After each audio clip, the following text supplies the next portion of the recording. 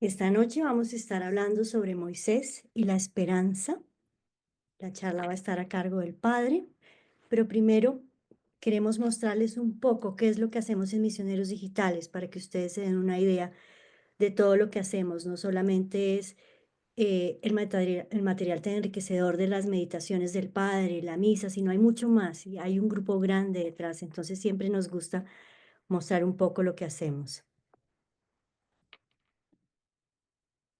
Somos una familia de más de 200 voluntarios ¿Se de escucha? 18 distintos países. Hemos sido unidos por la virtualidad, con un fin común, el amor a Jesús y a nuestra Madre María. Tomamos las palabras del Papa Francisco, ser iglesia en salida, a no tener miedo, a hacer lío, llevando el ejemplo de la buena noticia desde lo cotidiano, las nuevas ideas, desde el día a día, compartiendo, poniendo nuestro carisma al servicio del Señor, iniciando el día con el mensaje del Evangelio y la luz del Espíritu Santo. El lema: Jesús no llama a los capacitados, sino que capacita a los llamados. Lo hacemos de la mano de los santos, que nos enseñan que todo gran santo tiene un pasado y un pecador, un fruto, y que todos podemos llegar a ser santos, santos del siglo XXI. Seguimos el ejemplo de los discípulos de Jesús, sembrando la semilla del amor de Dios, orar unos por otros, ser ese oído sin importar la distancia, que escucha al que lo necesita. Hacemos nuestro mejor esfuerzo para llevar el mensaje de Jesús sin importar el idioma o la edad, siempre en la búsqueda de que todos juntos conozcamos nuestra fe. Nuestra misión es llevar la alegría de Jesús desde los más chicos, pasando por los jóvenes, sus padres y abuelos, compartiendo testimonios de vida en el camino de la fe. Buscamos siempre estar enterados. Siempre nos preguntamos, ¿qué está pasando en la iglesia en el mundo? En nuestra comunidad, ¿cómo puedo ayudar al otro? Toda esta labor la realizamos desde la virtualidad, llegando a 5 continentes. Para la familia MDC, la virtualidad es ese puente que lleva a más corazones el amor infinito de Jesús, para que en algún lugar del mundo alguien conozca ese abrazo que acoge y transforma vidas. En MDC, cada like, por único que sea, es una fiesta en el cielo, porque siempre algo bueno está por venir.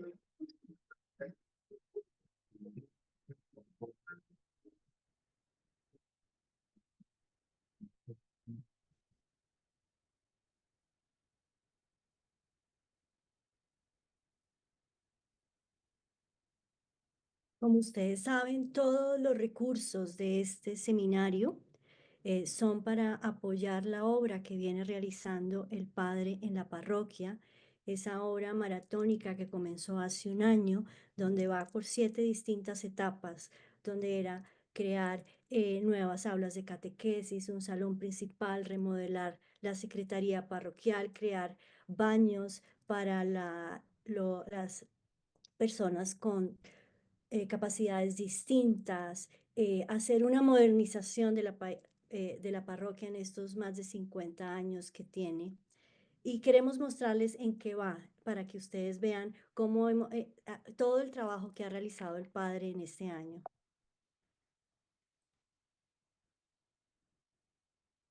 Ha ido mostrando todo. Esta es la entrada, esta es la entrada del templo. Entonces, secretaría parroquial.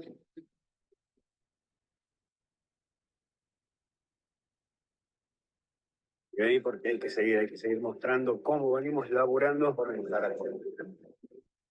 Y la segunda etapa, que es comenzar a construir el nuevo salón y las aulas de catequesis. Ya se puso la viga, ya está el piso.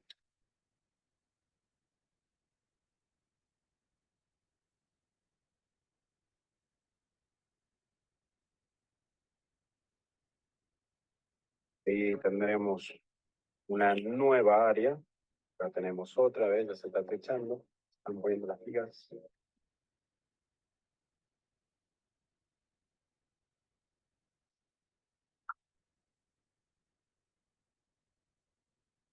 Y me quedo con esa imagen que fue con la que comenzamos a seguir al Padre y a ver toda la remodelación que comenzó con la sede parroquial, todo ese cambio que se llevó durante todo el año de la pandemia. Bueno, como todos saben, el Padre es de Tucumán, es sacerdote católico diocesano, fue ordenado sacerdote en la Catedral de Tucumán un 23 de marzo, hace casi 13 años. Les pedimos un Ave María a Nuestra Madre del Cielo por su vocación este domingo, que cumple los 13 años. El padre es graduado en Teología de la Universidad Católica de Argentina y en Orientación Familiar por la Universidad Austral. Es profesor en las cátedras de Humanística y Antropología Filosófica en la Universidad Santo Tomás de Aquino. Cofundador y director de Misioneros Digitales, ha escrito 5 libros, dentro de los que tenemos Un año con Jesús, Un año con María, el devocionario a San José, el devocionario a Mamantula y recientemente el devocionario al Sagrado Corazón. Todos estos libros los encuentran en la librería Agape.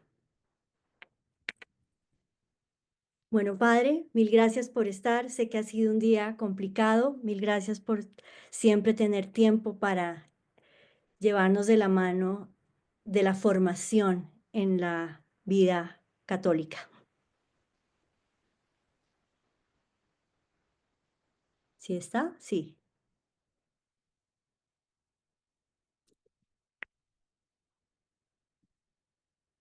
Vamos a ver. ¿Dónde lo tenemos? Ahí está. Padre tiene el micrófono apagado, por eso no lo escucho.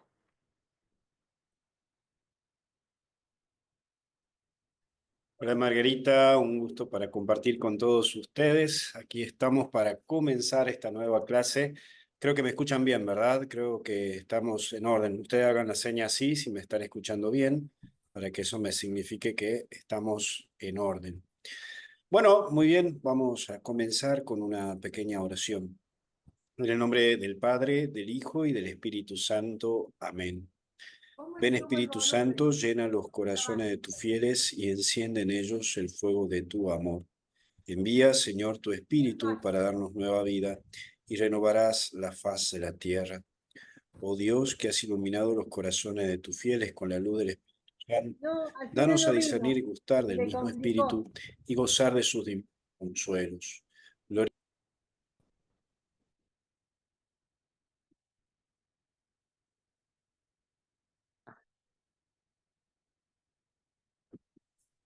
Sagrado corazón de Jesús, en vos confío. Dulce corazón de María, sea la salvación del alma mía. Muy bien, vamos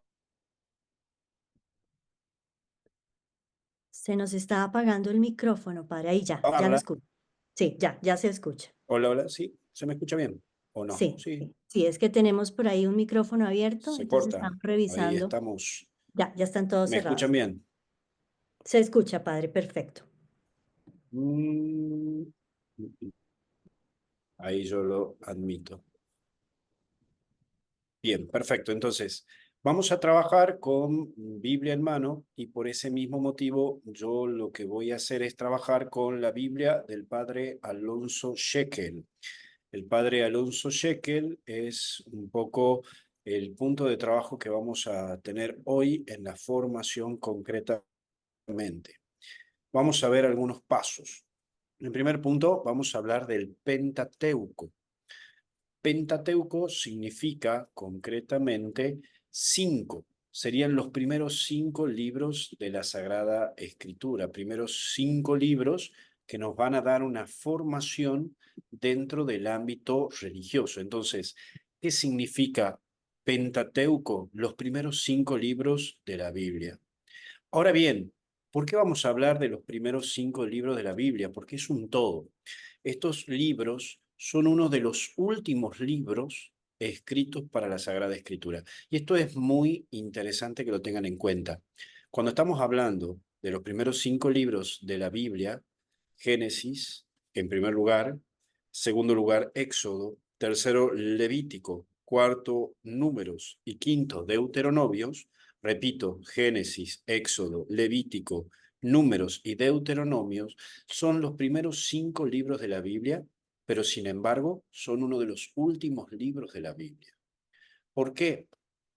Vamos a remitirnos al siglo II antes de Cristo. En el siglo II antes de Cristo, la comunidad judaica comienza a sufrir una doble persecución. Repito, en el siglo II sufrieron doble persecución. Por un lado, tenemos la persecución del mundo griego, es decir, los griegos comienzan a tratar de invadir la cultura judaica y es por eso que comienza a dividirse lo que hoy conocemos como los gentiles y los judíos conversos a la parte gentil. Gentiles, y esto lo habla muy bien San Pablo, son aquellos que tenían conocimientos de cultura griega. Y al hablar de conocimiento de cultura griega, es que mezclaban la filosofía propiamente griega y la religión propiamente griega. Es por eso que está una mezcla que estaba insertándose en la cultura judaica. Y por el otro lado estaba la invasión romana, es decir, que Roma comienza a buscar invadir de manera política y social a la comunidad judía. Entonces, volvemos al siglo II antes de Cristo, la comunidad judaica tiene doble invasión, una invasión cultural y una invasión política. Ante esta realidad, ante esta invasión, la comunidad judaica y específicamente la comunidad de los fariseos van a buscar la manera de volver a los orígenes. Y qué linda esta enseñanza. ¿Por qué fue constituido el libro del Pentateuco? Para volver a los orígenes. Cuando una religión empieza a perderse por lo social y político y empieza a perderse por lo ideológico y cultural, tiene que volver a sus orígenes. Por eso la Iglesia Católica, como una manera de volver a los orígenes, ha programado el Concilio Vaticano II en el año 1962 al 1969, porque la Iglesia, al ver que había una invasión del posmodernismo a la cultura dentro de la Iglesia, y al ver la invasión política del modernismo, de lo que era lo que es propiamente el comunismo y el capitalismo, ante esta realidad el Concilio Vaticano volvió a los orígenes de la Iglesia Católica. Esto es un comparativo. Volvemos al judaísmo. Invasión propiamente judaica que ha recibido de los griegos y por el lado político de los romanos. El estilo de vida que llevan los romanos y la cultura que llevan los propiamente griegos no compacta con la realidad propiamente judía. Pero hay un elemento más. Empiezan a morir muchos como mártires dentro del judaísmo por defender su fe. Entonces, ante la cultura que está peligrosamente viviéndose y por el otro lado ante la religión que tratamos de defender, los judíos y específicamente los fariseos trataron de escribir los orígenes de la cultura judaica, de la religión judaica y de la política judaica. Vuelvo a repetir, cultura judaica, religión judaica y política judaica. ¿Por qué estos 3 elementos? Porque estos 3 elementos estaban siendo invadidos. Es por ese mismo motivo que vamos a tener aquí un planteo. Dentro del Pentateuco vamos a ver en primer lugar el libro del Génesis. Y el libro del Génesis va a plantear el origen del mundo, pero no es textualmente que ha surgido así. Volvamos a recordar que ha sido escrito en el siglo II antes de Cristo, no en el siglo V antes de Cristo. Por lo tanto, el libro más antiguo de la Biblia no es el libro del Génesis, sino que es el libro propiamente del Primera y Segunda de Reyes. Vuelvo a repetir, el libro más antiguo que tenemos en la Biblia no es el Génesis, sino es la Primera y Segunda de Reyes. Entonces, ¿por qué el Génesis ha sido uno de los últimos libros escritos del Antiguo Testamento, para volver a los orígenes.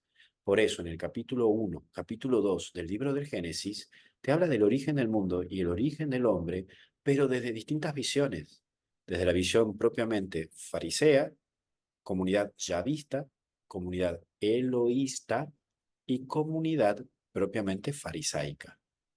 Yavista, eloísta y farisaica. ¿Y por qué te comienzo hablando del libro del Génesis? Porque el desarrollo que van a trazar, el desarrollo propiamente que van a trazar para llegar al Éxodo, es decir, un hombre llegó a un pueblo de esclavitud y de un pueblo de esclavitud salió un pueblo liberado. Un hombre llegó a un pueblo de esclavitud que es José, y desde ese hombre sale un pueblo a buscar una liberación. Esto tiene una trama judaica, que lo que te quiere decir es que mientras vos tengas convicción de tu fe, por más de que estés en una sociedad que invada con lo cultural y lo político, vos vas a salir adelante y Dios tiene una promesa para ti. Por ese mismo motivo, qué lindo para usarlo en estos tiempos. Más allá de que tenemos una invasión cultural totalmente variada, donde está la New Age, donde tenemos un catolicismo light, donde tenemos personas que tratan de meter dentro del catolicismo un montón de cosas, y donde tenemos políticas que son contrarias a la fe cristiana y a la doctrina social de la Iglesia, tenemos que recordar de volver a los orígenes y recordar la promesa que Jesús nos hizo, que todos estamos llamados para ir al cielo.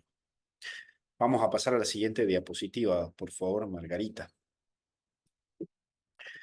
En este punto, Moisés, según la Sagrada Escritura, nos vamos a detener en dos elementos: el libro del Éxodo y el libro del Deuteronomio. Vuelvo a repetir, libro del Éxodo, libro del Deuteronomio. Y me voy a detener en lo que dice propiamente la Biblia del padre Alonso Shekel, que es la Biblia de nuestro pueblo, que es una Biblia también para estudiar. Voy a leer un texto y le voy a ir explicando. El Éxodo, segundo libro del Pentateuco, es el libro de la liberación y de la alianza. Aquí me detengo. Vamos a hacer un stop. ¿Por qué es un libro de liberación y un libro de alianza? Porque son los dos términos que va a tratar de hacer el planteo la comunidad judaica. Vuelvo a repetirte, este libro está siendo escrito en el libro 2, donde los judíos están siendo perseguidos desde el ámbito cultural y desde el ámbito político. Por lo tanto, no es un libro de relato histórico. Repito, y discúlpame si te tiro abajo tu concepto, no es un libro de tinte histórico. Es un libro con tinte de relato. Por lo tanto, hay elementos de visión subjetiva. No es que había un hombre o una mujer que iba escribiendo todo lo que iba pasando. Hay también una cuestión subjetiva, es decir, hay cosas para interpretar. Por lo tanto, hay dos elementos que te plantea aquí este libro. Primero, la liberación. Es necesario liberarnos de todo aquello que nos trata de atar en el ámbito cultural y en el ámbito político. Cuidar nuestra originalidad. Y segundo, la alianza. ¿Y qué es la alianza? Saber que yo soy de Dios y que Dios también es mío. Aquí viene una diferencia entre lo que es propiamente la filosofía y la teología. La filosofía es aquella cual, por la razón, puedo llegar a un conocimiento de Dios. Desde términos científicos y desde términos filosóficos, puedo llegar a decir que Dios existe y que hay un ser superior. Esto es desde la filosofía. Pero desde la filosofía y desde la ciencia, no puedo llegar a decir que Dios es trino, que Dios es Padre, que Dios es Hijo, que Dios es Espíritu Santo. No puedo llegar a decir que Dios se encarnó. Eso desde la filosofía y desde la ciencia no puedo llegar. Pero desde la teología sí puedo llegar a que Dios se manifiesta al hombre y que yo, si estoy abierto con mi corazón, puedo conocer más de Dios. Por eso el libro del Éxodo va a tratar de hablarte de una alianza con Dios, pero este libro del Éxodo te habla de cómo es Dios en esta alianza. Vuelvo a repetir, El libro del Éxodo te habla de cómo es Dios con el hombre y cómo se relaciona. Es el primer libro que nos habla de una relación de un Dios con su pueblo y de una alianza de Dios con su pueblo. Continuamos. De los primeros pasos por el desierto y la fabricación instrumental cúltico. Libro heterogéneo por tema y origen. La división temática se da por bloques bastante diferenciados y división por origen e impone muchas veces destrenzar lo trenzado por el autor del libro actual. Entonces, ¿qué te trata de decir? ¿Cuál es el punto mayor de este libro? Una alianza. Capítulo 20. El capítulo 19 y el capítulo 20 de este libro es que Dios traza una alianza con el hombre y con un pueblo. Capítulo 19, capítulo 20. Para ir sintetizando, si les tomo un examen y yo les pregunto, ¿cuál es el capítulo más importante del libro del Éxodo? Ustedes me tienen que responder capítulo 19 y capítulo 20. Esos son los libros más, el capítulo más importante. Ahora, ¿qué es también lo que trata de marcar? Trata de marcar que el único pecado que Dios aborrece es la idolatría. Repito, ¿cuál es el único pecado que Dios aborrece? La idolatría.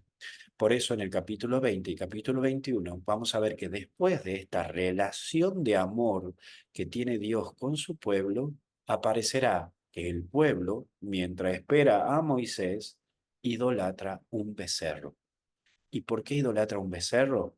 Porque en el siglo II después de Cristo, la gente adoraba al dios Baal. ¿Y quién era el dios Baal? El dios de la siembra y de la cosecha, de la fecundidad. Entonces los obreros, y esto es una cultura que se metió por el culto propiamente griego, ¿se acuerdan que los griegos tenían muchos dioses? Y el dios de la fecundidad se llamaba el dios Baal y se lo identificaba como un toro. Entonces, por eso, el autor del libro del Éxodo pone que era un toro, no porque era un toro en sí, sino porque refleja lo que propiamente adoraban los judíos y los que iban a hacerles pedido los judíos a este toro para que puedan tener fecundidad, ya sea en su siembra, en su cosecha o en su ganadería. Y continuó diciendo, una de las cuestiones de la historicidad. Estas son preguntas que deja el libro. ¿Quiso el autor escribir historia, o sea, relatar hechos sucedidos? En caso afirmativo, ¿qué criterio y técnica empleó? El libro no nos ayuda mucho a responder estas preguntas, pero vamos a ver algunos elementos. Fue el libro que lo podemos encontrar y que fue escrito concretamente en el 1200 antes de Cristo. 1200 antes de Cristo, en la edad de bronce. Y a donde está señalando este libro, está hablando de Ramsés II, nieto de Ramsés I, fundador de la dinastía del siglo XVIII e hijo de Seti. Por lo tanto, estamos hablando de que cuando nos da el informe de Ramsés, se pone en duda si es el pueblo judío el que construyó las pirámides egipcias.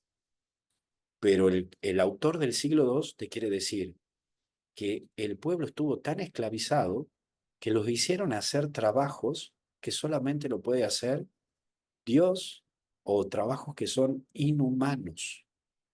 Durante muchísimos siglos se creía desde un aspecto textual de que los egipcios tenían sus pirámides gracias a los hebreos, pero parece que no. Por lo tanto, esto es el punto primero de esta cuestión. Y el libro del Deuteronomio tiene una particularidad. Y el libro del Deuteronomio va a plantear las reglas y el reglamento de convivencia dentro de la comunidad judaica. ¿Se acuerdan que yo les decía que existían como dos tipos? La invasión griega en la cultura y en la religión, la invasión romana en el ámbito propiamente de la convivencia y lo político. El Éxodo responde a lo griego, el Deuteronomio responde a lo judaico. Por eso el libro del Deuteronomio genera reglas, Moisés genera reglas de convivencia. Moisés viene a formar como el elemento clave de la moral, de la convivencia. Por eso los 10 mandamientos están establecidos ante una situación de necesidad en donde el hombre tiene que plantearse del cómo convivir, porque había dificultades. Entonces, el libro del Deuteronomio ya te empieza a plantear de que existen jueces, que existen autoridades y que existen reglamentos. Repito, el libro del Deuteronomio te presenta reglamento, organización judicial y autoridad civil, como contrapartida a lo que el mundo romano venía a presentar. Seguimos con la siguiente diapositiva.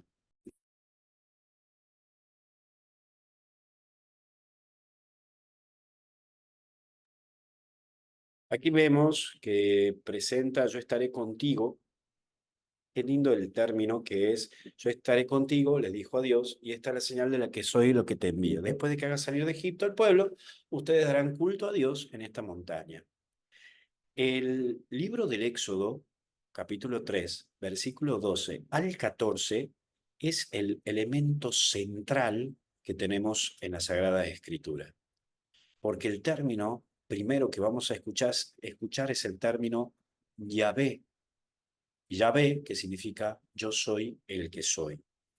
Por lo tanto, vamos a remitirnos al capítulo 3, versículo 14. Vamos a ir del 11 al 14. Moisés respondió a Dios, ¿quién soy yo para ir al faraón y para sacar a los hijos de Israel de Egipto? Y le dijo Dios, yo estaré contigo y esta será la señal de que yo te envío cuando saques al pueblo de Egipto. Daréis culto a Dios en este mismo monte. Moisés replicó, cuando me acerque a los hijos de Israel y le diga, el Dios de vuestros padres me envía a ustedes y me pregunta cuál es tu nombre, ¿qué les voy a decir? Y le dijo Dios a Moisés, yo soy el que sois. El que soy. Por eso Moisés expone una nueva dificultad para su misión. No conoce el nombre de Dios, que lo envía. Y aquí aparece el nombre Yahweh y le explica su significado. Yo soy el que soy. Y aquí explico lo que dice el libro de Pentateuco de la editorial de la Universidad de Navarra.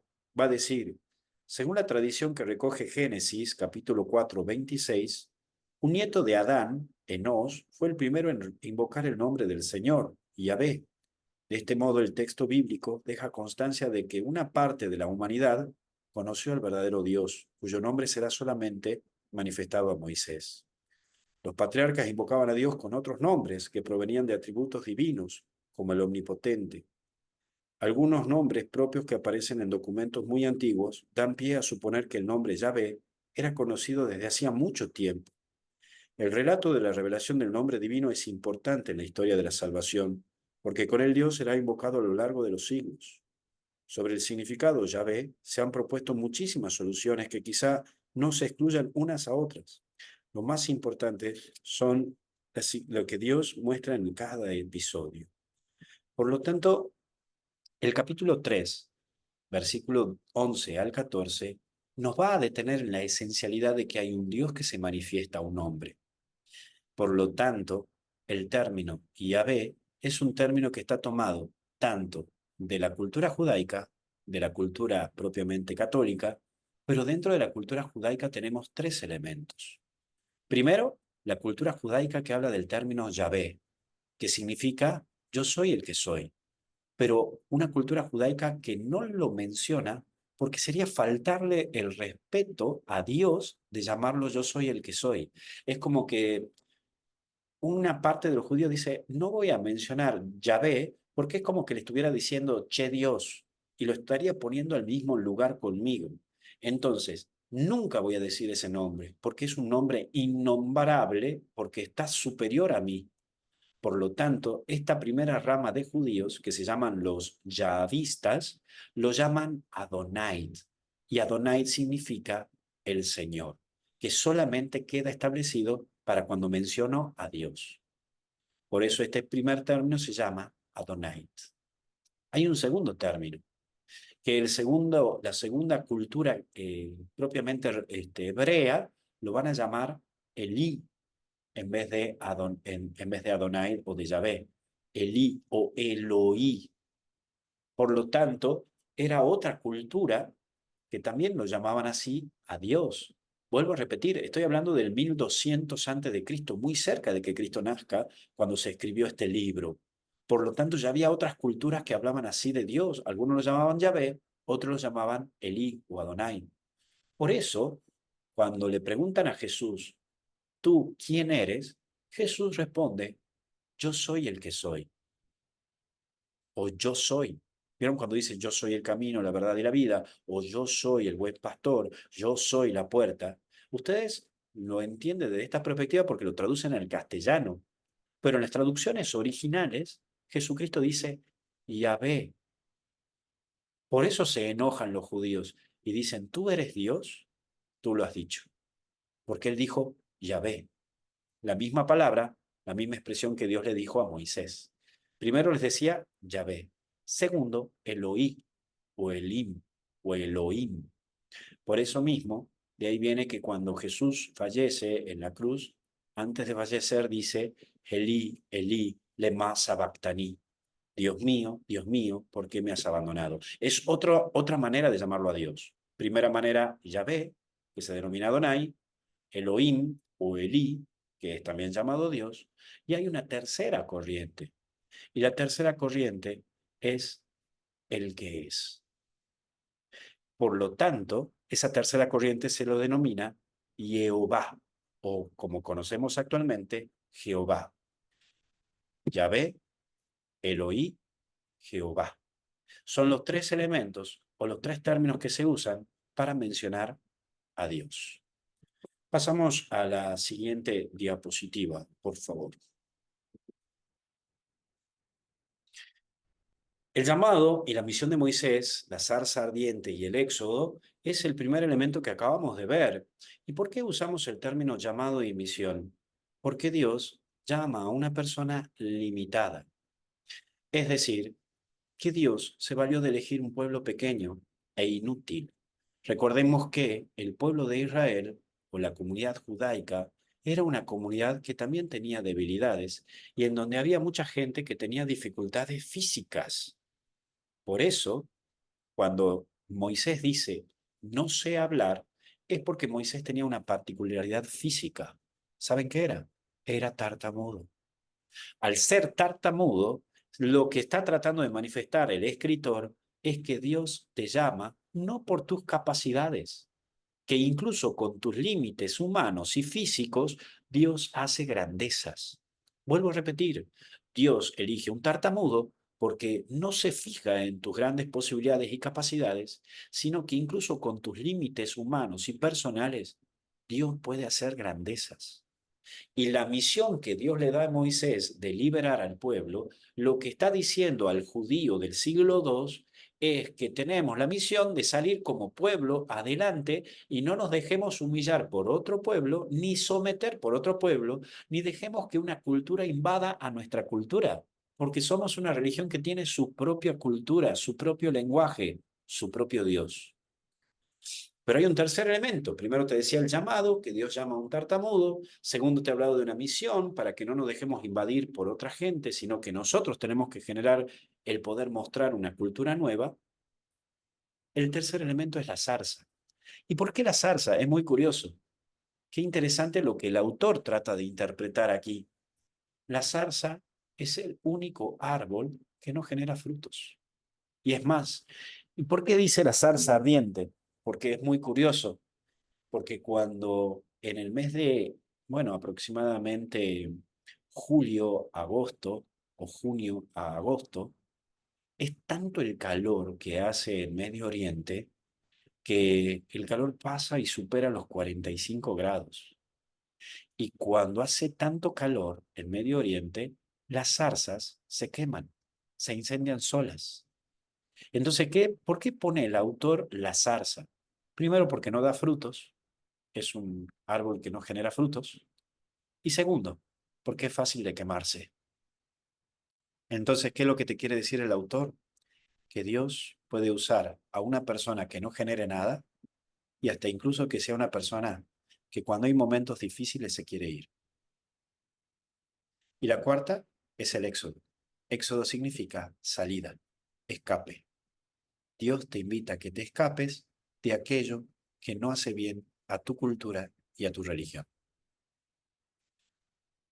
Hay un segundo elemento que es Moisés y la alianza, que es la entrega de la ley en el Sinaí, que estamos hablando del capítulo 20, como decíamos recién, que es el capítulo esencial, porque lo que te quiere mostrar Dios es que hay una esencialidad de todo, que más allá de tus límites y tus dificultades, Dios tiene una alianza con vos. Hay una relación personal. Y por el otro lado, la conducción de Moisés y el pueblo, porque el pueblo siempre va a ser algo difícil, pero sin embargo, con la ayuda de Dios, se lo puede controlar, se lo puede gobernar. Me voy a detener aquí en algunos puntitos en la cual estaría interesante de tener presente.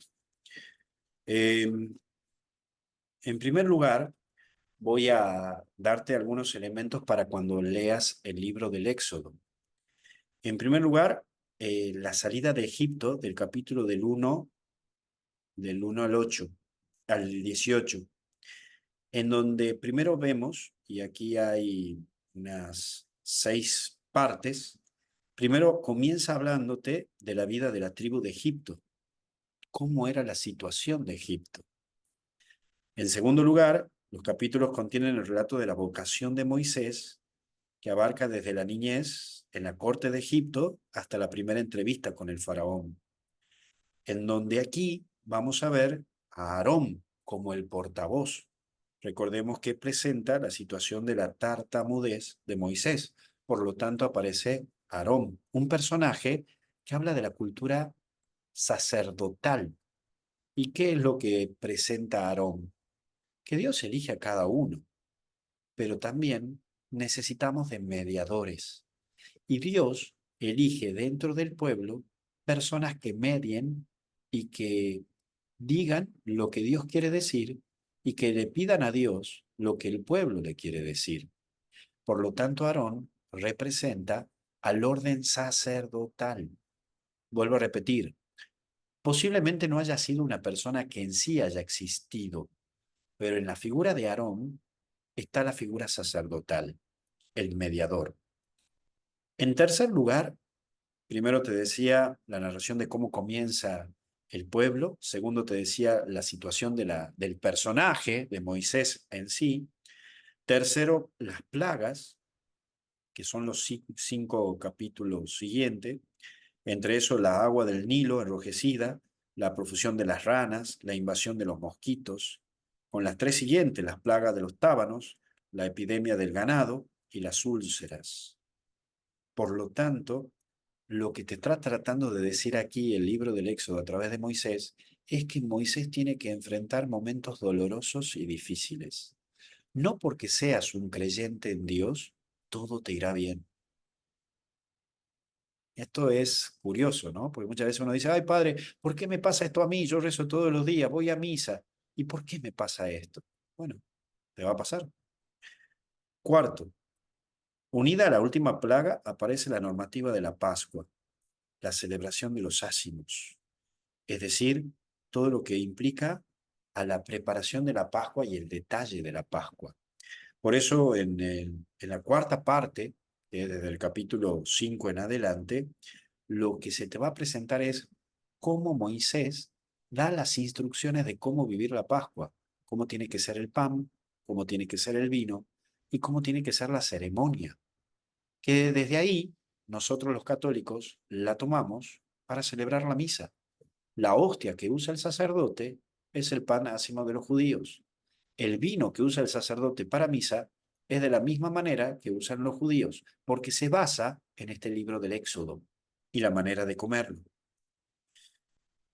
De manera quinta está la salida de Egipto, es narrada con solemnidad y lo bueno de esto es que en el capítulo 9 comienza a narrar cómo es la partida, pero la iniciativa la toma Dios.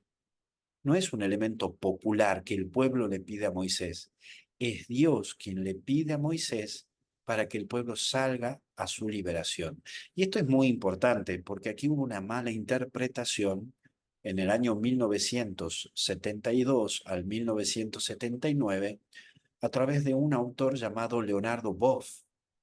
Leonardo Boff fue un teólogo brasilero que creó lo que hoy conocemos como la teología de la liberación. Y cuando crea la teología de la liberación, lo pone a Moisés como el gran liberador de pueblos, en donde aquí hay una mala interpretación, porque Leonardo Boff va a decir que el pueblo es el que pide a Moisés salir. La iniciativa es del pueblo, y no, la iniciativa es de Dios. Por eso él crea lo que hasta el día de hoy se conoce como la teología de la liberación y los sacerdotes de tercermundistas o tercermundistas, que son como un poco la unión entre el catolicismo y la izquierda o el comunismo, en donde él va a decir que el sacerdote tiene que ser como Moisés, liberarlo del faraón, y el faraón es el capitalismo, y por lo tanto tenemos que generar que el pueblo gobierne sobre pueblos. Entonces eso es una mala interpretación de la visión mosaica, de la visión de Moisés. Por eso aquí lo que aclara es que no es el pueblo quien libera, sino que es Dios quien libera a través de un líder y ese líder guía al pueblo, pero que el pueblo también puede cometer errores. Y por el punto 6 es que culmina la parte del Éxodo con la narración de la primera etapa por el desierto y hasta llegar al Sinaí. Y de ahí viene una segunda etapa del libro del Éxodo. La segunda parte es desde el capítulo 19 al capítulo 38, donde aparece la teofanía de Dios, Dios que se aparece y deja normas morales. ¿Qué es lo que te quiere decir el judío que ha escrito esto? Te quiere decir que cuando vos te encontrás con Dios, tu conducta cambia. Y tenés una conducta que identifica que perteneces a una religión. Tu conducta no es tan solo reglamentos para cumplir, sino que es desde una experiencia con Dios. Y aquí surge la moral. Moral y ética no es lo mismo. La ética está basada en la convivencia social bajo una constitución que presenta el pueblo, lo que es la Constitución Nacional Argentina, Constitución Nacional Colombiana, etc. Pero lo que es la moral está basada en la religión y lo representa según su reglamento bíblico o escritural. Por lo tanto, la ética es de una sociedad y quien la rige o la controla es el Estado. La moral viene propiamente del control desde un escrito, que es el escrito sagrado, y la controla la religión. Por lo tanto, la moral es distinto a la ética. La ética está basada concretamente por la rigidez de un Estado o de un país. La moral está basada por la religión. Y no toda moral es igual. Y no toda moral o todo delito es pecado. Y no todo pecado es delito. Por ejemplo, eh, si yo como carne el Viernes Santo, puede ser pecado, pero no es delito.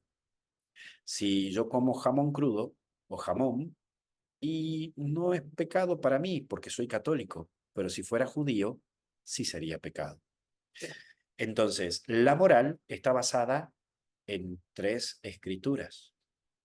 La Torá, que es de los judíos, la Biblia, que es de los católicos, y el Corán, que es de los musulmanes. Repito, la moral está basada en tres elementos, o según en tres religiones. El Corán, musulmanes, Biblia, que es católicos, y Torá, que es judíos. Ahora bien, el catolicismo y el hinduismo, y el islamismo y el judaísmo se basan en los 10 mandamientos como elemento primordial y principal. Por lo tanto, en siguiente término, después de la aparición de la teofanía, teo significa Dios, fanía de facial, es decir, el rostro de Dios, Dios que se manifiesta, aparece el código de la alianza en el capítulo 20, ¿sí? Que son los reglamentos sociales, pero por sobre todo que hay una relación con Dios. y después termina en un rito, en un ritual. Entonces, permanece 40 días y 40 noches Moisés junto a Dios. ¿No le llama la curiosidad de 40 días con 40 noches en las montañas? Refiere a lo que es la preparación de los 40 días, los 40 noches que pasó Jesús en el desierto. Y después vendrán las normativas culturales. Es decir, ¿cuál es el punto primordial? La reunión del pueblo con Dios, la celebración, los ritos. Pasamos al siguiente punto. Margarita, por favor.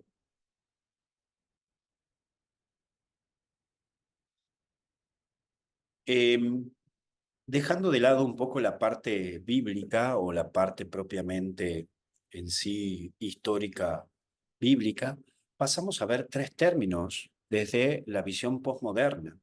Ustedes saben que Sigmund Freud vivió el judaísmo de una manera primordial y le llamó muchísimo la atención lo que refería propiamente la figura de Moisés.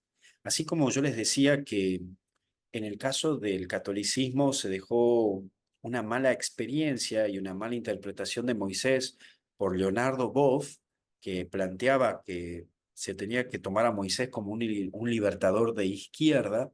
En el ámbito de Sigmund Freud, vamos a ver algunos puntos. Por favor, Margarita, seguimos al siguiente elemento. Y es que el primer punto que Sigmund Freud va a plantear o va a trazar es que hay una voz, ¿no? Si la figura de que hay una voz, la alianza y le mandó a cumplieran los 10 palabras del mismo escribió en 2 tablas de piedra. La voz que va a usar el término propiamente Freud es el subconsciente o denominado también el inconsciente. Entonces Sigmund Freud va a decir, el hombre habla de manera consciente, te tengo que decir esto, te tengo que decir el otro, pero así como Moisés escuchó una voz, él va a decir, esa voz puede ser Dios, pero a mí me parece que es un inconsciente, es una voz que está metida en el hombre. Ahora Sigmund Freud va a decir, el hombre va a descubrir su inconsciente en 2 términos. ¿Cómo? ¿Dónde habla el inconsciente? En 2 elementos, en el sueño y en la equivocación. Repito, ¿dónde aparece el inconsciente de una persona? En el sueño y en la equivocación. No sé, por ejemplo, la otra vez me tocó hablar con un muchacho que me decía, sí, porque mi novia esto, mi novia el otro, porque mi novia aquí, mi novia allá, porque mi novia esto. Y le digo, ¿y cuál fue el momento más duro de tu novia con vos? No, la otra vez porque estaba complicada y entonces yo le dije, mamá, vení, digo, mi amor, vení. Entonces ahí le dije, hay un error ahí. Dijiste mamá en vez de mi amor. Y entonces, si estamos hablando del análisis freudiano, va a decir que en un error aparece el inconsciente. Entonces, de ahí se agarra el psicoanalista y va a decir, ¿por qué le dijiste mamá a quien es tu novia? ¿No será que estás viéndola como tu mamá? ¿No será que estás buscando más una mamá que una esposa? Inconsciente aparece en un error. Segundo, que va a decir Freud, el inconsciente también habla en el sueño. Ay, es que anoche he soñado otra cosa. Hay veces que viene la gente y dice, padre, he soñado con Dios anoche, ¿qué interpretación me da? Y si fuera yo un psicoanalista, le diría, me parece que no pasa por lo religioso, más pasa por lo psicoanalítico. ¿No será que tuviste una situación difícil en esta semana? Ay, es que anoche soñaba que me caía en un pozo y me desperté asustada porque sentía que me caía. ¿No será que estás con estrés? Porque habitualmente cuando estás con estrés, tu inconsciente te empieza a llamar la atención de que estás cayendo en un vacío, actuando por actuar, sin una consecuencia. Bueno, entonces Sigmund Freud, pasamos al siguiente punto, Margarita, lo que te plantea es que ese inconsciente es la voz que escuchó Moisés. Todos tenemos una escucha interior que la debemos trabajar. Entonces Freud y su interpretación de Moisés, Moisés y la religión monoteísta, va a hacer el planteo de que la voz del inconsciente está siempre. Y por el otro lado, cuando el psicoanálisis lo aplica en Moisés, va a decir, todos tenemos un límite, todos tenemos un reglamento que cumplir. Así como Dios le habló a Moisés y le dio reglas para vivir, nosotros también tenemos reglas para vivir. El problema es que el ser humano le encanta romper reglas. Quiere 10, se le da 10, quiere 20. Quiere 20, se le da 30, porque siempre piden más. Entonces, lo que te está diciendo el psicoanálisis a través de la figura de Moisés es que siempre va a haber una comunidad que te va a hacer renegar y siempre va a haber una comunidad que te va a querer quitar tu identidad. Pero también, si asumís una religión, si asumís un compromiso en tu vida religiosa, tenés que tener límites. No podés tenerlo todo. No podés tener a tu mujer y a tu amante. No podés vivir con tu hijo y también con tu yerno, con tu suegra, con quien fuera. Es decir, hay límites. Hay cosas que tenés que cumplir y cosas que tenés que dejar. Entonces ahí entran las críticas y las respuestas teológicas a la visión de Freud, porque le van a decir, bueno, no es tan así, pero sí, en el fondo estudió tanto Freud a Moisés que él hasta incluso va a llegar a decir, así como Moisés se tuvo que ir al desierto, el hombre necesita tener un desierto interior y buscar el silencio. Por eso, cuando el inconsciente quiere salir, cuando la voz interior quiere hablar, el hombre más ruido busca, porque le tiene miedo a su inconsciente. ¿Y con qué termina hablando Freud? Va a terminar diciendo, el hombre es más sincero y el hombre es más auténtico cuanto más escuche su voz interior. Eso coincide con el catolicismo. Seguimos al siguiente punto porque me estoy pasando del tiempo. Moisés como figura espiritual, ¿no? Este camino a la tierra prometida que estamos viviendo ahora en este tiempo de Cuaresma. Primero es escuchar la voz interior. Dios te propone a que escuches la voz interior. Hay un Dios que habla en tu interior, lo que nosotros llamamos a la conciencia. No lo hablamos como freudianos, pero hablamos como agustinianos. Y San Agustín se va a basar de Moisés para decirnos, todos tenemos una voz en el interior. Esa voz interior es Dios. Y esa es mi conciencia. Una de las cosas que van a hablar o van a usar la figura de Moisés como un elemento espiritual, en primer lugar va a ser San Agustín. Y en segundo lugar va a ser el cardenal Newman, ¿sí? Newman y San Agustín son dos que usan a Moisés basados en la conciencia. De ahí viene el famoso término que usó el cardenal Newman, ya es santo, que decía, yo no obedezco al Papa ni a la reina, yo solo obedezco a mi conciencia. Repito, yo no debe, él era un cardenal, era anglicano, después se hizo católico, por lo tanto era de Inglaterra, y él decía, yo no obedezco ni al Papa ni a la reina, solo obedezco a mi conciencia. Pero gracias a esa conciencia que tengo de quién es Dios, de quién es el Papa y quién es la reina, yo sé a quién voy a obedecer. Pero es una obediencia desde mi conciencia. Y por el otro lado, San Agustín va a decir en su famoso libro de lo que hoy conocemos como el libro de las confesiones, esta cuestión de tarde te amé, hermosura tan antigua y tan nueva, tarde te amé. Yo que te busqué tan fuera mío, te encontré tan dentro de mí, porque nos hiciste Señor para ti y nuestros corazones no descansan hasta llegar a ti. Por lo tanto, si quieren experimentar un discernimiento espiritual, San Agustín y el cardenal Newman son los dos que pueden orientarte desde Moisés y sus escritos son muy, muy buenos. Por lo tanto, lo que te van a plantear ambos es asumir que tengo una conciencia y tengo que escucharla.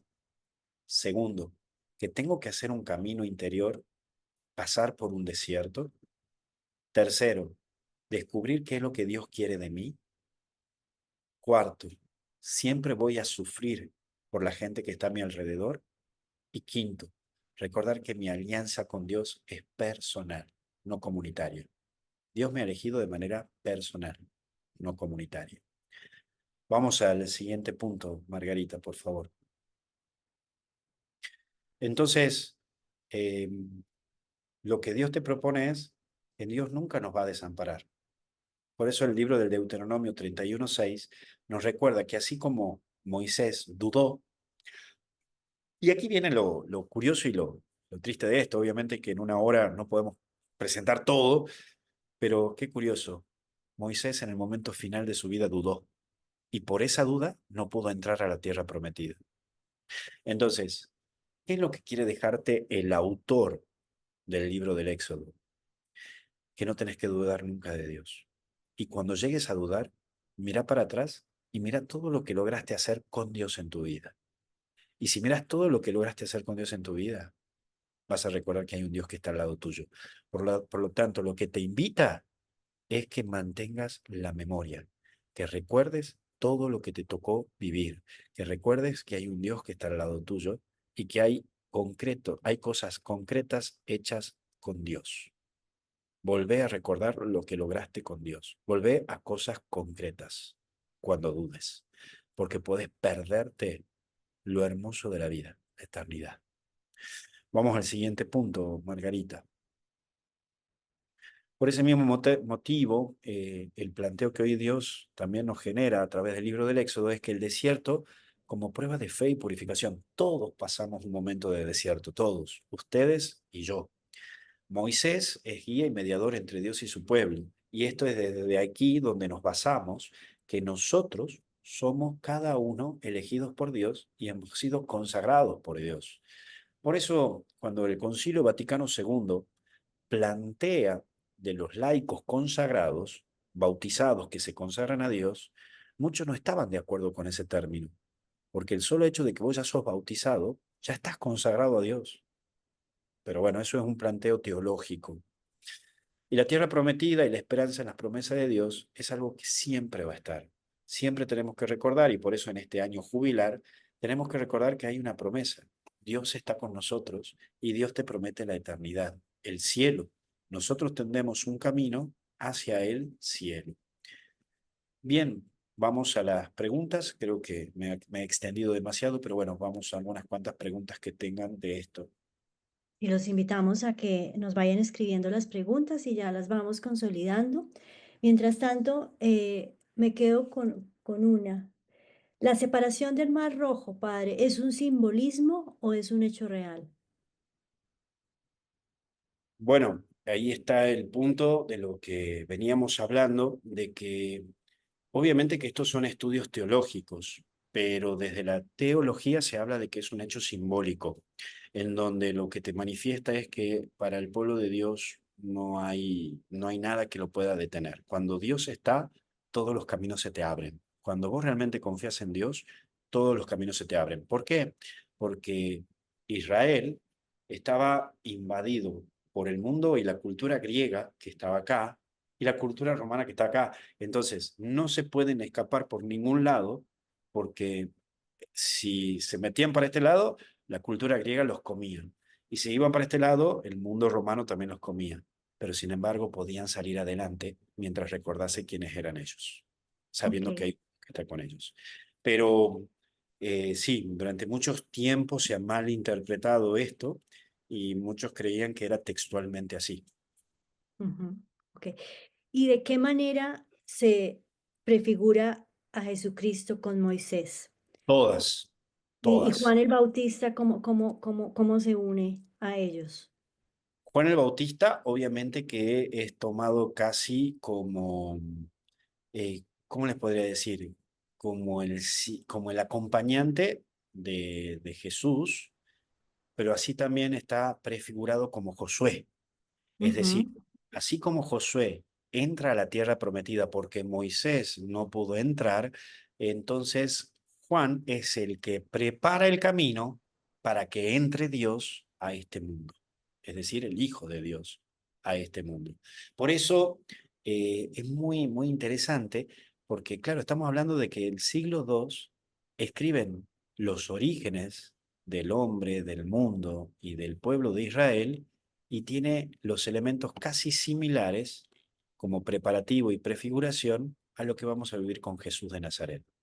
Por eso el libro del Éxodo y el libro del Génesis, el mundo de la teología los denomina protoevangelio.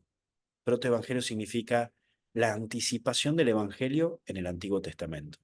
Por eso, cuando Jesús está en la cruz, dice, Padre, ya se ha cumplido todo. Entonces, cuando vos vas leyendo, y esto lo pueden usar en la Biblia de Jerusalén, cuando vos vas leyendo todo el libro de Juan específicamente, te vas a dar cuenta que Juan te va poniendo todos los textos desde el Génesis hasta Macabeos, cómo hace el comparativo Antiguo Testamento con Nuevo Testamento. Por eso hasta el día de hoy, cuando vamos a misa los domingos, siempre la primera lectura es del Antiguo Testamento y está unido a lo que vas a escuchar en el Evangelio. Te está haciendo el paralelismo Antiguo Testamento con Nuevo Testamento. Si en la primera lectura vas a escuchar los elementos del Éxodo, es porque el Nuevo Testamento, es decir, el Evangelio, está muy ligado a ello. Y por eso cuando ustedes lo vivan desde el día Jueves Santo, todo el Jueves Santo, Viernes Santo, sábado y domingo van a escuchar textos del Éxodo, porque ahí está el elemento primordial de la Pascua judía con la Pascua católica. Está el paralelismo. Perfecto. Checho, ¿tienes preguntas? Hola, buenas noches. Buenas noches. ¿Cómo están? Padre, una preguntita. Sí. Leonardo Boff fue sacerdote y fue expulsado de la iglesia o cómo fue esa? No te escuché bien porque se cortó. Ah, sobre Leonardo Boff, Sí, que, que si era sacerdote y si este fue expulsado de la iglesia. sí, en el año 79 comenzó a hacer su tesis con quien era en aquel momento el profesor Ratzinger, que después se convierte en cardenal. Lo acompañó y Ratzinger vio muy bueno porque era la primera teología que salía de Latinoamérica. Leonardo Boff era sacerdote de Brasil y cuando comenzó a escribir esto, gustó mucho. El problema es que después se metió con el marxismo y es ahí cuando comenzó a declinar y errar algunas cosas. Entonces es ahí cuando el mismo Benedicto XVI, en ese tiempo el cardenal Ratzinger, tuvo que sacar un comunicado, que hasta el día de hoy ese documento sigue existiendo, que se llama Documento Teología de la Liberación, y lo pueden bajar de vatican.va, y tuvo que explicar allí los errores que tenía Leonardo Boff y la comparación de Moisés con el marxismo. Eso ha llevado a que muchos sacerdotes se sumen a Leonardo Boff. Recordemos que en la década del 70 y el 80 fue muy difícil Latinoamérica en relación con el marxismo o el comunismo, y es por ese mismo motivo que fue excomulgado por el Papa Juan Pablo II en el año 87, a la cual después Leonardo Boff se declaró que ya no era más católico apostólico romano, sino que se declaraba católico apostólico franciscano. ¿Por qué motivo? Porque él decía que él era perteneciente al pueblo de los pobres y que los pobres y el pueblo liberarían. Por ese mismo motivo se hablaba de la teología de la liberación y teología de los pueblos. Por eso muchos sacerdotes continuaron esta teología de situación dudosa en muchos tiempos, y por lo menos aquí en Argentina eh, hay una rama que todavía trata de seguir un poco esto, que se lo llaman a los curas villeros. Si bien hoy ya hay algunos que están más adheridos al catolicismo, pero hay otros que están más adheridos a este estilo de Leonardo Boff, que es más similar al marxismo, a una religión de izquierda, donde unen mucho la religión con la política. Por eso hay mucha gente que se enoja cuando uno dice, ay, pero el padre, ¿por qué habla de política? ¿O por qué está metido en este partido político? Puede ser porque esté adherido a esta rama de la teología de la liberación. Ok.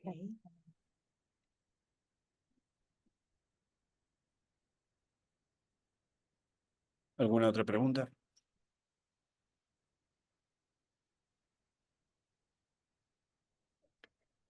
¿Cómo se puede interpretar, padre, la transfiguración y Moisés? Es importantísimo porque el capítulo 20 del Éxodo es una interpretación paralela a la transfiguración que Jesucristo recibió. Por eso el domingo pasado, cuando hemos tenido la primera lectura, era del Éxodo y Deuteronomio. Por eso en el ciclo A usamos el Éxodo capítulo 20, en el ciclo C, que fue este domingo, hemos usado el libro del Deuteronomio, que es también la manifestación. Y por eso el Evangelio era la transfiguración. Y miren qué curioso, según la transfiguración que hemos leído, decía que estaba Moisés, Elías y Jesús. Moisés representa a la ley, Elías representa a los profetas y Jesús al cumplimiento de la historia de la salvación. Por ese mismo motivo, cuando Moisés sube a recibir las tablas de la ley, representa también a lo que nosotros hablamos de transfiguración.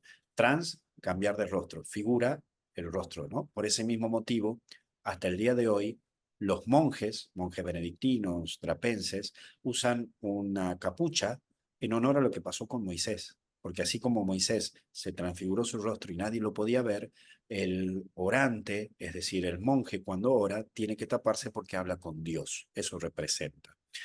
Pero volvemos a repetir estos términos. Es un sentido figurativo. Por eso cuando hemos leído el Evangelio el domingo, decía, y su vestidura se puso radiante. Ahí está hablando de que ya no es el rostro, es toda la persona que cambia cuando se encuentra con Dios.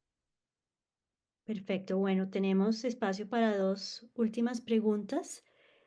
Mientras tanto, voy contándole que si desean profundizar un poco más, porque obviamente que en una hora no puedo presentar todo de Moisés, pueden encontrar Sagrada Escritura, tomo 1, libro del Pentateuco, de editorial EUNSA. Editorial EUNSA es la Sagrada Biblia, tomo 1, Pentateuco. Pueden sacar, el mío ya está viejito, pero la verdad que es un muy buen escrito. El otro punto de donde saqué para la charla de hoy es comentario del Antiguo Testamento, tomo 1, editorial La Casa de la Biblia. Lo mismo, esto está grabado para que después lo puedan ver si desean sacar. El tomo 1, el comentario del Antiguo Testamento. Y aquí pueden sacar la visión teológica de lo que estábamos hablando, ¿sí?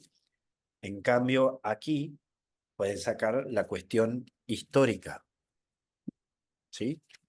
Y la Biblia del padre Alonso Shekel, la Biblia de nuestro pueblo, ¿sí? Entonces, Biblia de nuestro pueblo para el estudio propiamente literario, la parte histórica de aquí, de la editorial EUSA, y la parte espiritual teológica, comentario Antiguo Testamento, Casa de la Biblia. Y existe el libro Moisés de Freud, el libro Moisés de Freud, que es chiquitito, pero lo pueden también leer. Perfecto. Este domingo vamos a leer precisamente en el Éxodo la zarza y en Lucas la higuera. ¿Cómo podemos hacer esa unión entre el Antiguo y el Nuevo Testamento? Bueno, acordate que el tema es que la zarza y la higuera son consideradas plantas de menor valor o de menos uso. Sin embargo, Dios se vale de lo mínimo, de lo que se deja de lado, se lo deja de lado, Dios se vale para hacer su obra. Entonces, ¿cuál es la enseñanza? De que Dios se vale de todos, incluso de los que son dejados de lado por la misma sociedad y hasta incluso de los que se considera que no sirven para nada. Por lo tanto, Dios actúa en todos y para todos. Perfecto. Muchísimas gracias, Padre, Muchas eh, gracias. por sus enseñanzas y si nos deja una bendición. ¿Cómo no? Nos encomendemos a la Virgen. Dios te salve María, llena eres de gracia, el Señor es contigo. Bendita tú eres entre todas las mujeres y bendito es el fruto de tu vientre Jesús. Santa María, Madre de Dios, ruega por nosotros pecadores, ahora y en la hora de nuestra muerte. Amén. Bendiga a Dios, proteja y acompañe, Padre, Hijo y Espíritu Santo. Espero que hayan aprendido. Disculpen si he sido muy acelerado, muy rápido, pero bueno, trato siempre de en una hora meter todo y espero que sigan estudiando apasionadamente, como me gusta estudiar a mí, todas estas cosas. Que Dios los bendiga, algo bueno está por venir. Gracias.